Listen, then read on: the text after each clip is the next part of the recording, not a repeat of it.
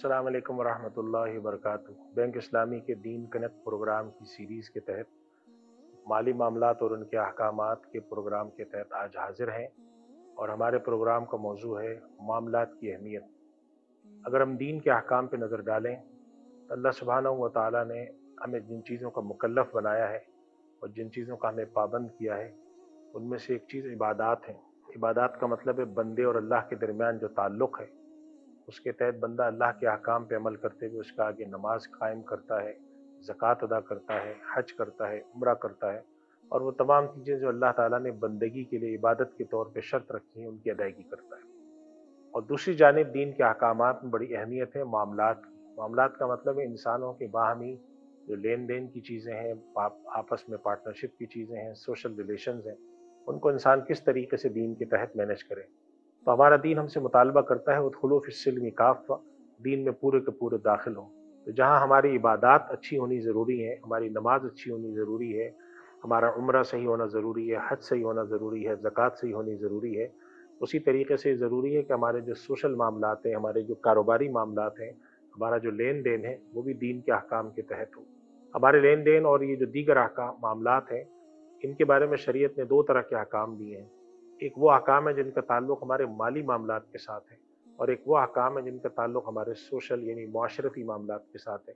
जैसे कि शादी है, माँ बाप के हुकूक़ हैं, आपस में पड़ोस का ताल्लुक़ है, मुआशरती रहन सहन है, ये भी मामलात हैं।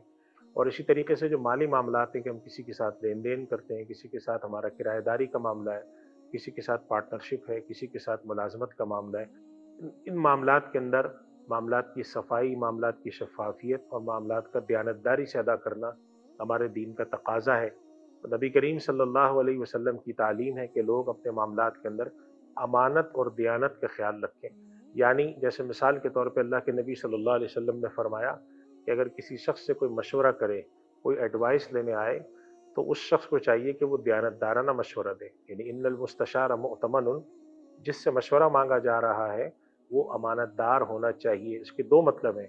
एक मतलब तो ये है कि वो मशवरा दे दयानतदारी के साथ, सही मशवरा, और दूसरा मफ़हूम इसका ये है कि ये आदमी इसके पास अगर कोई राज़दारी की बात पूछने के लिए आया गया है, तो इस बात इसकी राज़दारी का ख़्याल रखे। तो इससे हमें मालूम हुआ कि हमारे जो समाजी मामलात हैं, उनकी शफ़ाफ़ियत, उनके सही होने की कितनी अहमियत। इसी तरीके से जो माली मामलात हैं, उनके अंदर शफ़ाफ़ियत, उनके अंदर दयानतदारी से काम लेना, उसके अंदर ख़यानत न करना।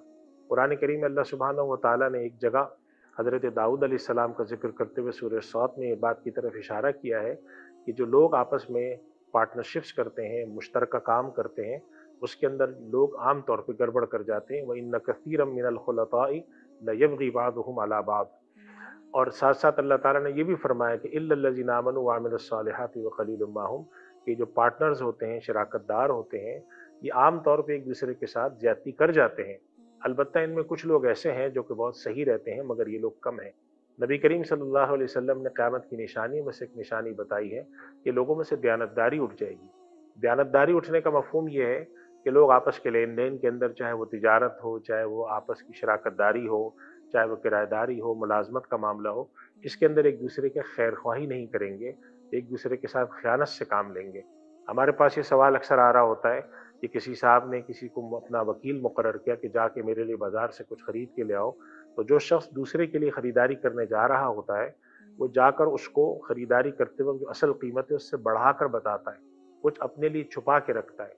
हमारे पास प्रॉपर्टी के काम में इस तरह की शिकायत आती है, हमारे पास डॉक्टर्स के हवाले से शिकायत आती हैं, हमारे पास इंजीनियर्स के, ठेकेदारों के हवाले से शिकायत आती है। तो हमें मालूम ये हुआ कि मामलात की शफ़ाफ़ियत हमारे दीन का तकाज़ा है। नमाज अगर हमारी अच्छी है, हज अगर हमारा अच्छा है और मामलात अच्छे नहीं हैं, तो इसका मतलब है कि हम कामिल मोमिन नहीं हैं।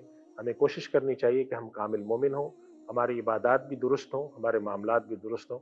अल्लाह ताला हमें तौफ़ीक़ अता फ़रमाए अमल करने की। कल इंशाअल्लाह दूसरे प्रोग्राम के साथ हाज़िर होंगे। व आखिर दावाना अनिल हम्दुलिल्लाहि रब्बिल आलमीन।